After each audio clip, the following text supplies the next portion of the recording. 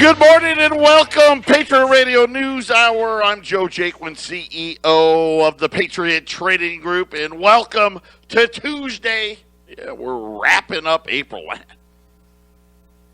Just flying by, getting ready. All the college and high school graduations are coming next month. I guess for some places next month, and the rest of them in the summer. And let's just hope it's not as bad of a jobs market. Shouldn't be. Everybody out there saying, hey, we want to hire people. Problem is, when you pay people not to work, they tend to not want to work. I don't go figure. It's crazy. But a lot of crazy things happening out there. Speaking of crazy, it actually rained a little bit here. And I mean a little bit. It was barely a sprinkle, just enough to get your car dirty. But we will take anything at this point. Crop prices, man, the weather is just not cooperating. Bad news out of the, really the heart. And when you talk about the West, California is huge when it comes to agriculture. Really, even when you think about it, really, Colorado, the Dakotas, all very, very, very important to ag prices, and the weather is just not cooperating. It's time to do the rain dance thing and try to get some water, because if not, you think food prices are expensive now, just wait. We got a lot of stuff to talk about today. We're going to talk more about inflation, the Federal Reserve's meeting. I can't wait. I would love it if we could just listen in and listen to them craft all the lies they're going to tell tomorrow. It would be just fascinating. I wonder if they're going to see. They probably won't see any bubbles, and they, believe me, none of their economic policies have hurt anybody. And inflation, we'll see if they change the word from transitory to uh-oh. And I guarantee you they won't. They're not changing. They're not going to say uh-oh until it's already way, way too late. But we'll talk about that. We're also going to talk a little bit about, are we being misled? If we're being misled about inflation, and if we're being misled about, the problems in the bond market. By the way, yesterday had another auction problem. I'll tell you about it. How safe are our banks? Because the Federal Reserve is telling us, oh yeah, the big banks are all safe.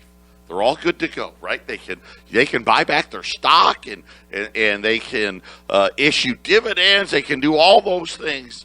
Are we being led astray again? And so we'll talk about all of those things. It's going to be a great show. We got a great special. Silver really flexing its muscle again today. 26.5. Gold's hanging out. Gold just waiting. Right at that 1780. I think gold's going to wait for tomorrow and see how dovish the Federal Reserve is going to be, and see how they walk the walk there. And I don't know. It's a toss-up for me. Normally, they always like gold to go down when the Federal Reserve talks. But 1 out of 4 times, it actually goes the other way, and I don't know. Because I think they want to walk the fine line of, they don't want to sound concerned about inflation, and they don't want to be concerned about the economy overheating. They want everybody to say, oh, no, we need more stimulus. You got to remember, they still got infrastructure to pass, and then they got their family plan bill they want to pass, and they want that done. So it'll be interesting tomorrow. We could be up really big. We could be flat, right? Or we could be down. I don't think we'll be down big, but I don't know. I'm hedging my bets right now. I want to say I wouldn't be surprised if we break 1,800 tomorrow, because I think the Fed is going to be a lot more dovish than people think. But it's not like I know. So there you have it. That's what's going to be what we're going to be talking about today. We got, don't forget, this Friday got another event at the radio station. We got several new advertisers getting ready. You'll be hearing their spots. Things are really starting to pick up for the station. We don't forget we have David Knight. David Knight will be on the air in Colorado on 1360 starting on Monday. And he will be the hour before me. So we'll have Brian Kilmeade, 7 to 9, David Knight, 9 to 10, and then I'm 10 to 11, and that's all Colorado time. Obviously, here in Arizona, it's only a little after 9. But, for those of you that don't know, David Knight was the sanity to Alex Jones, and they actually had a falling out and parted ways. This is going to be, this is exclusive to 1360. We couldn't be more excited. I know it's gotten our advertiser base fired up. It's gotten our listeners fired up. That will start next Monday. And then, of course, obviously the CBD products. You guys, listen, I love it because you've been listening. You've been taking our advice. You're trying the products. These are the best of the best. And I know there's so many CBD products out there. Here in Arizona, there's CBD stores, all this stuff. Dude, don't mess with it. Know what you're buying, and when you're buying it from us, here's what you know. No chemicals, no pesticides, everything's organic. The process is the best. The purity's the best. Everything is the best. And when you deal with the best, you get the best price. 1360 KHNC, hit the shop button.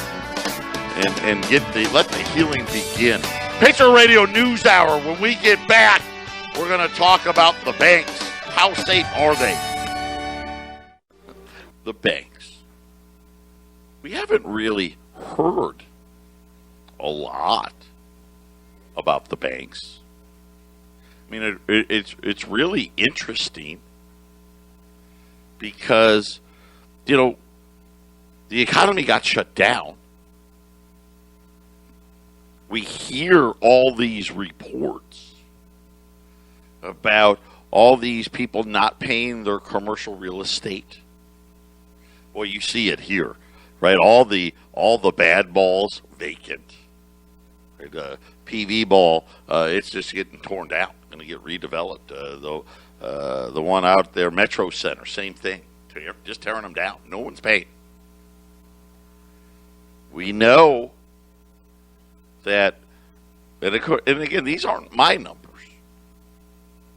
If they're saying 20% of people still aren't paying their rent or their mortgage, right? What is it? FHA says 17% of all of their loans are not being paid right now. So you think, man, that's got to be problematic for the banks. I mean, that's just common sense. And, of course, if you go back a year ago, right, the banks fell 50%, their stock price. And what happened? Well, the same thing that always happens, right? Because ever since they allowed for the mega banks, and remember, just like everything else, they had to rewrite those rules. Right? We're becoming less and less of a capitalistic country, and more, almost resembling like communism. Remember, you got one pair of shoes to buy, you got one store to go to. I mean, it's kind of like that, isn't it? You got take the top 6 banks.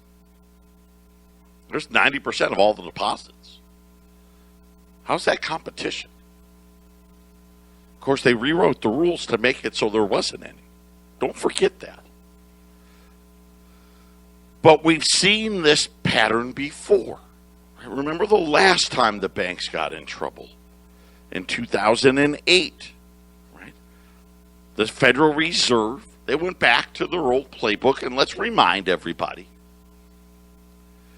They have the commercial paper funding facility. Right, that's where the Fed right now is buying all of the commercial paper. Right, so the banks can pretend that everything's being paid when it's not. Wouldn't that be nice if you hit a rough spot? Hey, can you pay all my bills for me for a while? Because this is really what they're doing. And it's so disgusting. And of course, they tell you that they're doing it for us. The primary dealer credit facility, let's not forget that. Of course, a primary dealer, when you get stuck with too much of the treasury market, they'll help you out. The term asset-backed security loan facility, by the way, all of these are still in place.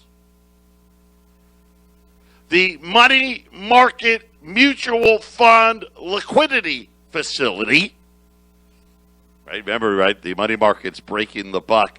Listen, all of these programs, they're all busted, right? Once again, too big to fail is really just that. They didn't fix it. They didn't solve the problem, because the problem is simple. It's the answer's right in the title. Too big means make them smaller, and we won't have all of these problems. Of course, what did they do? They've actually done the opposite. The big banks, believe it or not, are much bigger today than they were in '08. By the way, and there's a bunch more facilities out there they're doing. The concept of taxpayers backstopping federally insured banks, which is holding the life savings of average Americans, and really, maybe. And I say that because I think most people's life savings is either in their house, and I don't mean in cash, but physically the house itself, or, the stock market, and then, and then the bank accounts. But again, still, a lot of money in there. A lot of deposits. And they're saying that in, these economic crises, that people won't have to worry about bank runs. See? We're just being so nice to everybody. We don't want you to worry that your bank really doesn't have your money. Of course, and again, as I've educated all of you, it's not your money. And I'm really glad now people have stopped arguing this point, because they figured out that I'm right. And for those of you that don't know, and I know this is hard for some people to believe, but when you open a bank account, and you know how it is now, it's all electronic, right? Initial here, sign here, click OK, click accept, initial here, sign here. A lot of what you're signing is you're signing away most of your rights. One of the things you're signing and agreeing to is that the money that goes into your bank account is no longer yours. The bank owns the money. You're essentially lending the money to the bank. And for those of you that want to spend the time, because maybe you don't believe me, this has been banking law since like the 1400s. It's actually a case in England that sorted this. So this, well before the United States was a country, this law was established. And it makes sense, right? Because the banks can't lend out money that isn't theirs. So they have to own it to be able to lend it out to somebody else. So you essentially agree to become an unsecured creditor. Now, it used to be, hey, since you're such a swell person, and you're going to let me own your money, here's a toaster, and oh, by the way, we're going to pay you 5, 6, 7% interest for allowing us to own your money. Of course, fast forward to today, let's face it, no one's bank account pays them anything, right? Bank accounts cost us money. It makes no sense. But they've tricked us into believing that that's okay. right? It's another one of the gaslightings that are happening right now. And, of course, we all know they've set it up. They've made it so hard for us not to do anything without a bank account. You have to do it. Because otherwise, why would we even have bank accounts? It's ridiculous. Of course, they just another one of the way. Oh, we're here. We're helping you. No, they're robbing us. One of the other things you sign up for and agree to. You can't file class action lawsuits against the banks. So if the bank acts badly, and if you don't believe me, Wells Fargo, right? They're simple. You couldn't gather together all the other depositors that they screwed over and sue them. You have to agree to arbitration and of course, again, arbitration that the bank decides on. All of these things, it really is the greatest criminal organization ever. And it's fascinating. But they put this in place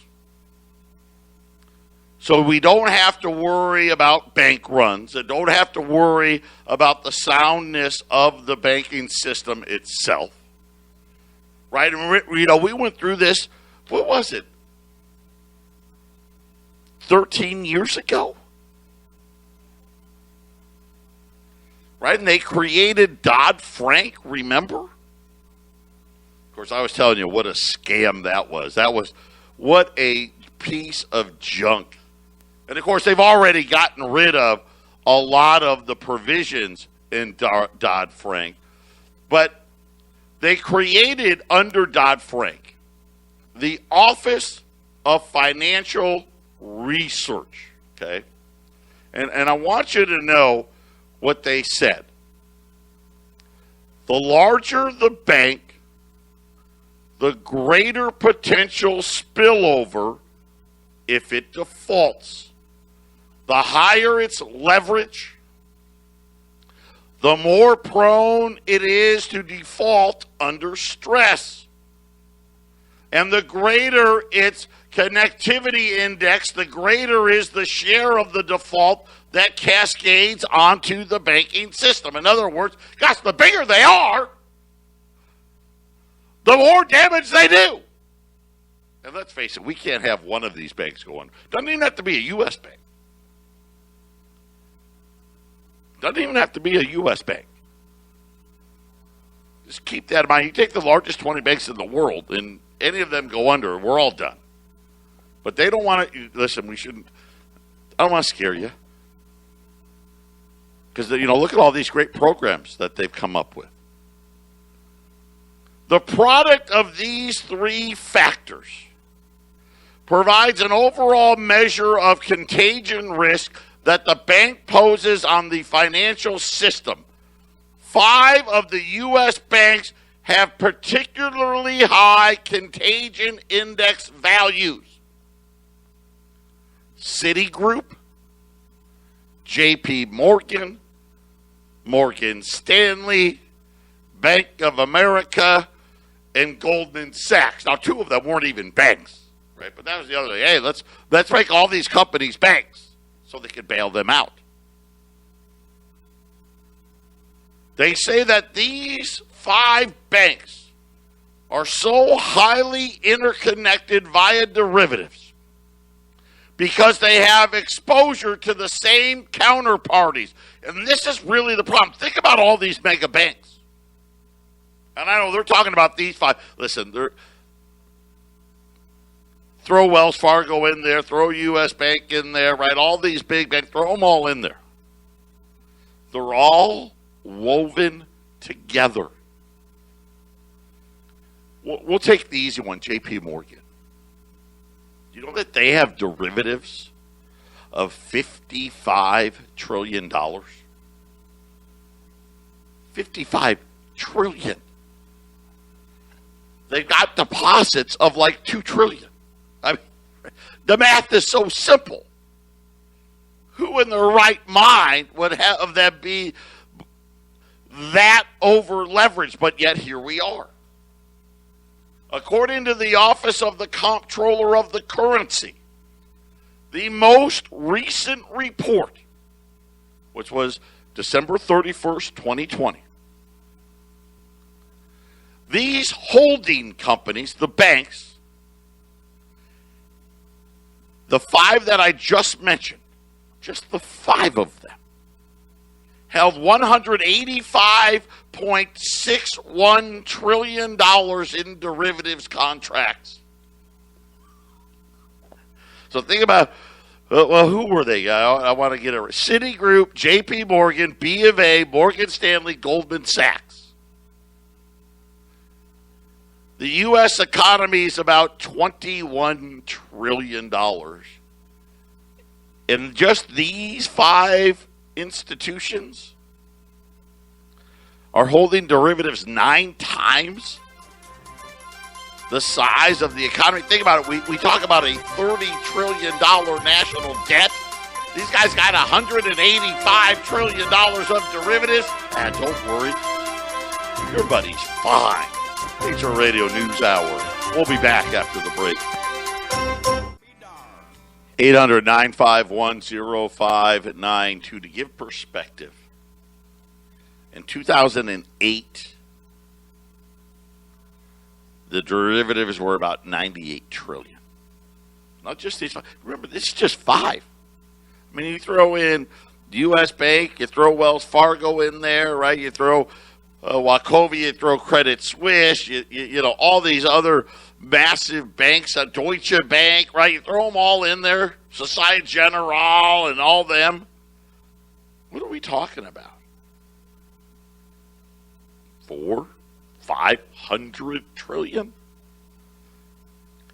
When you think about, we talk about inflation, this is the game that they played with us.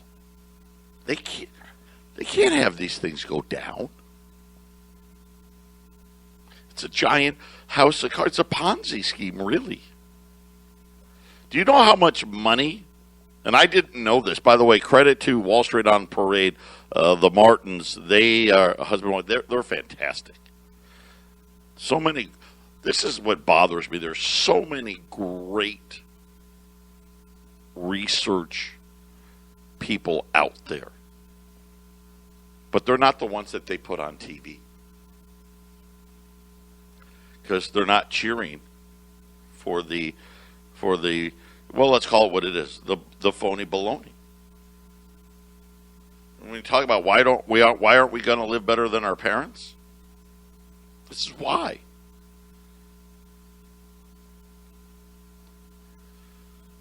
The Federal Reserve has secretly funneled $29 trillion in cumulative loans to Wall Street banks, their foreign derivative counterparts, and foreign central banks.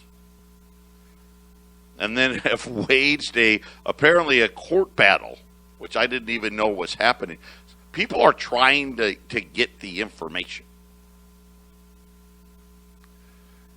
And the Federal Reserve is going to the courts to block it. And the reason why they wanted to buy it, now, of course, they eventually lost, by the way. And we found out, at least in 2008, what they did. But when we're sitting there and we're thinking about, this is where we put our money to pay our bills and do all this stuff, and they have the FDIC insurance of $250,000, right, to make you feel good. They can't pay that.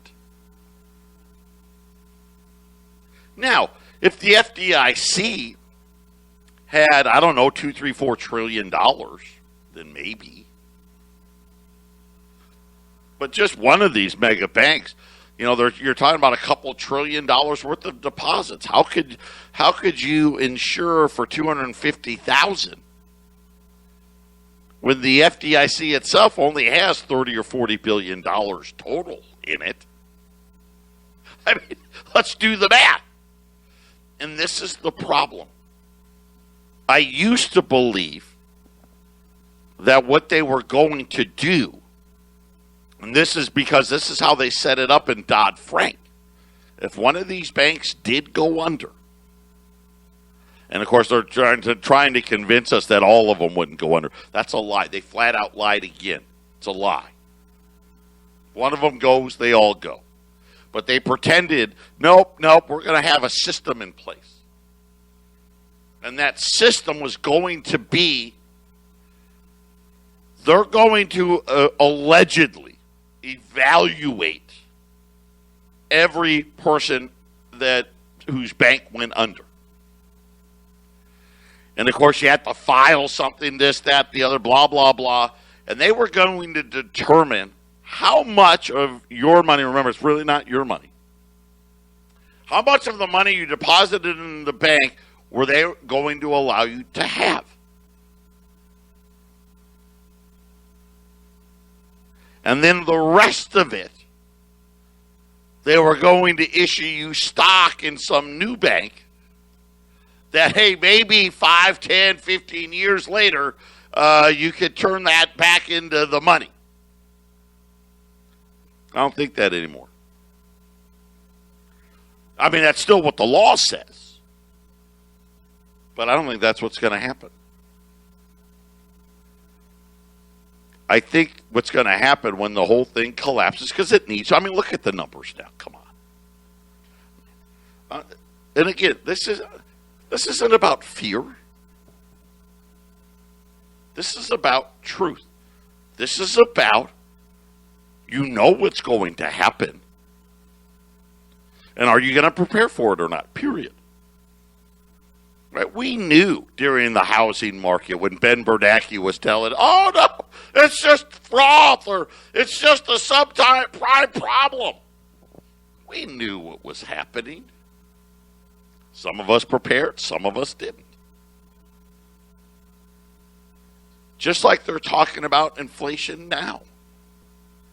We know what's really happening, and either you're going to prepare or you're not. All of this debt needs to be reset. It's the only way it's going to happen. And when it does, it's no longer going to be the dollar as we know it, the Federal Reserve note. It's going to be digital. And there's going to be rules. Right? And I've talked about it, right? The social engineering rules. Right? The reparations. Hey, maybe those people get dollar for dollar, maybe even a little more than dollar for dollar. The poor. Maybe they get dollar for dollar, or maybe they get 80 or 90 cents on the dollar. The middle class. I don't know, maybe 70 cents on the dollar? Maybe. The wealthy? Maybe you get 50 cents on the dollar. All the cash that's out there, there's going to be a day. You've got until this day to turn it in. If you show up with too much money, be prepared to prove that you own it. And I really don't know how you do that. Be prepared to prove how you own it. And if you can't prove it, be prepared for them to just take it. No criminality, right? Not going to press any charges. You're not going to go to jail. You just lose your money. Probably it's just what I see what's going to happen. And I look here and I'm looking at 5 banks, 185 trillion in derivatives. Yeah, this thing's not going to end well. Patriot Radio News Hour. We'll be back after the break. 800-951-0592, Patriot Radio News Hour. And again, prepare. World's not going to come to an end. Is it going to suck? Yeah. Yeah, it is. Can we see it coming? Of course we can. We get it. We live beyond our means. The central bank led us astray. Should there be oversight? Absolutely. Should we get rid of it? Of course we should. Should the money go back to being gold and silver? Absolutely. And again, you will not hear that on the cheerleading stations, the gaslighting stations. You're not going to hear that because they want you to believe that all this financial engineering's been wonderful until they wipe you out. But remember what I said, don't put all your money in the gold and silver. Stay diversified. It just makes sense. I still believe it. But when it comes out the other side, if you got gold, listen, you're going to be able to take advantage. You're going to be able to take advantage. Today, it's a very, very unique situation today. I will tell you right now, there is not a lot of product available and anything. But one of the wholesalers and one of the advantages of being in business as long as we have, we know everybody. We got a call this morning. A major wholesaler bought 1,000 $10 Liberties. It was a bag. You know, and when I tell you, you know, we talk about like bags of junk. This is how gold and silver were done. So this bag, it was in a vault in Switzerland. I don't know which bank owned it. I don't know if it was the Swiss government. I don't know who owned it. When the bag arrived, it is loaded with XF to AU quality $10 Liberties. And this is a guy, I've known this guy for 20 years. He doesn't brag very often about coins. He's been in it forever. But he promised me, he said, Joe, man, these are really, really good-looking coins. Lots of dates. An AU $10 Liberty on our website right now is $1,110. Okay. Our circulated, our $10 Liberties that we normally like to sell are at $1,050. He had 1,000 of them 2 hours ago.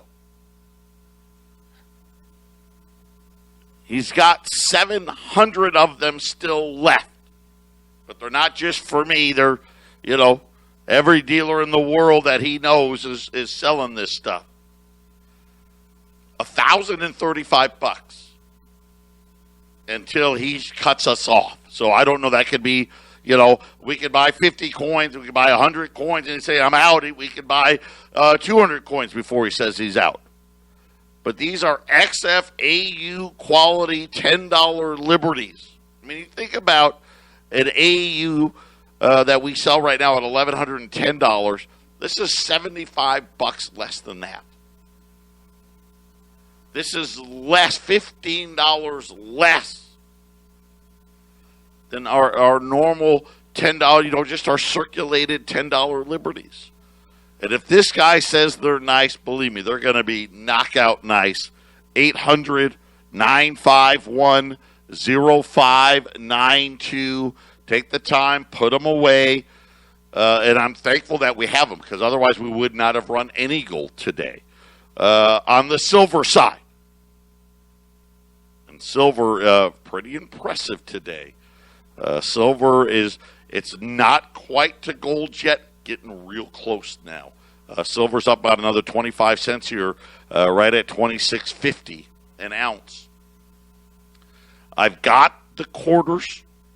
They're on sale at $2.40 a roll.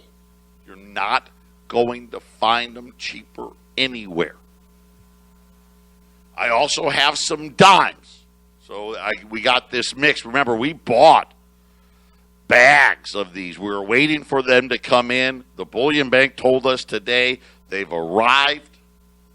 I've also got rolls of dimes, and those will be half what the quarters are. So rolls of dimes at 120. That's saving $7.50 an ounce. Listen, you're saving, just so you know what the savings is on this utility silver, it's about $2 an ounce. You're going to pay $5 an ounce less for the utility silver for these quarters and dimes than you would be buying Silver Eagles.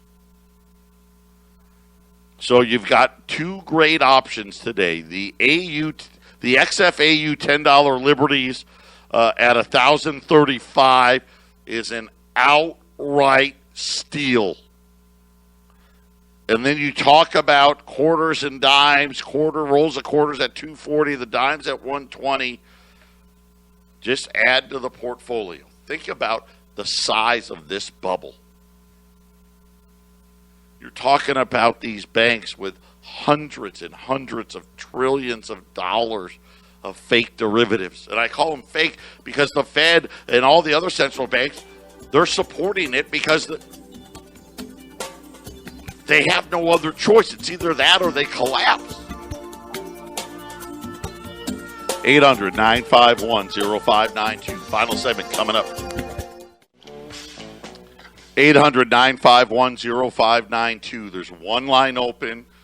We'll get to you in the order that you called. If you get the voicemail, keep calling. Keep calling. AU, XF to AU. I want to be fair. It's XF to AU, but he swears to me these are the best 10s he's handled in a long time at $1,035. And then don't forget the silver, the quarters at $240 a roll, the dimes at $120 a roll. 800-951-0592. We just had another line open up. How about this real quick? John Dean, for those of you that don't know him, he is the former managing director of J.P. Morgan. Inflation is already here. If you look around the world, you see real estate prices, building supplies, services skyrocketing. What we created since the early 1990s is an entire financial infrastructure that is relying on debt, and we've accelerated that dramatically in response to COVID-19. The increase in the money supply globally, we are sitting on an economic cliff. He knows. He knows. By the way, this time next year, this is him, not me, this is him. Gold's going to be well north of $2,000 an ounce. Bloomberg today. If you think inflation is already blistering hot and the worst case has been largely priced in with little inflationary upside, you better think again. Bloomberg's still saying soaring food prices, man. And by the way, food prices off the chart again today. And they're saying that all of this inflation, primarily when they're talking about where all the manufacturing is done in Asia, prices, wages are starting to climb. And according to Bloomberg, get ready. The price of everything is going to go even higher because in order for these people to eat, they got to get paid more money. And they're saying that this is going to have a global effect for months and months ahead. Now, they don't say what months and months means. To me, years and years. This is the problem. You know, I kind of tried to say it the other day. You know, companies are trying to hedge, and now they're hedging at much higher prices now. Next year, these prices are going to be even higher. They're going to have to hedge at even higher prices again.